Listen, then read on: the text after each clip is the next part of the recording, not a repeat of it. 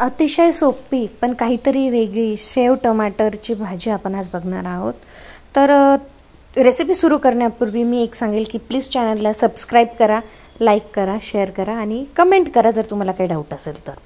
तर इथे एक कढई घेतलेली, त्यात तेल गरम करून घेतलं आहे, राई टाकली आहे। राई तडतडली की जिरं, हिंग, त्यानंतर कढीपत्ता, आलं लसणाची पेस्ट, एक हिरवी मिरची मधून स्लिट करून घेतलेली आहे आणि कांदा। तर हे आपण परतून घेणार आहोत। कांद्याचा कलर हलका चेंज झाला तोपर्यंत आपल्याला परतून घ्यायचं आहे, म्हणजे साधारण 4 मिनिटं। त्यानंतर इथे टोमॅटो टाकलेले आहेत, 2 मीडियम टोमॅटो आहेत, तर ते अगदी मीडियम कट केलेत, फार बारीक कट नाही केलेले। हळद, लाल तिखट, धने पावडर, मीठ आणि किंचित साखर, कारण की टमाटर थोडेसे आंबट असतात तर ती चव बॅलन्स करायला, आणि कोथिंबीर, म्हणजे तिखटही थोडं जास्त घातलं आहे, टमाट्याचा आंबटपणा, किंचित साखर, म्हणून त्यामुळे खूप छान बॅलन्स होते ही भाजी। त्यानंतर याच्यात आपण दुधावरची साय असते ना, मिल्क क्रीम, ते 2 टेबलस्पून घेतलेलं आहे आणि ते फेटून घेतलं आहे आणि ते भाजीमध्ये ॲड करून घेतलेलं आहे।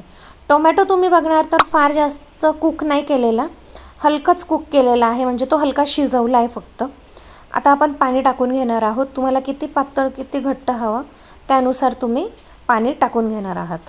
तर ही जी शेवची भाजी ना ती नंतर घट्ट होते, त्यामुळे पाणी थोडं जास्त घाला, कारण की लगेच ती खायला घेतली तर ठीक आहे, थोडा वेळ ठेवली तर पूर्ण शेव पाणी ॲब्झॉर्ब करून घेते आणि ती घट्ट होते, त्यामुळे हलकीशी मी पातळ केलेली आहे।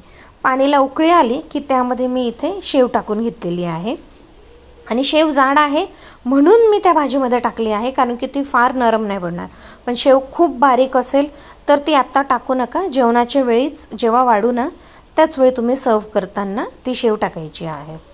तर इथे भाजी रेडी आहे, अगदी सोपी, एकदम कमी इन्ग्रेडियंट्समध्ये, जी आपण नेहमी करतो ना तशीच पण काहीतरी वेगळी, खूप सुंदर होते ही भाजी, करून बघा।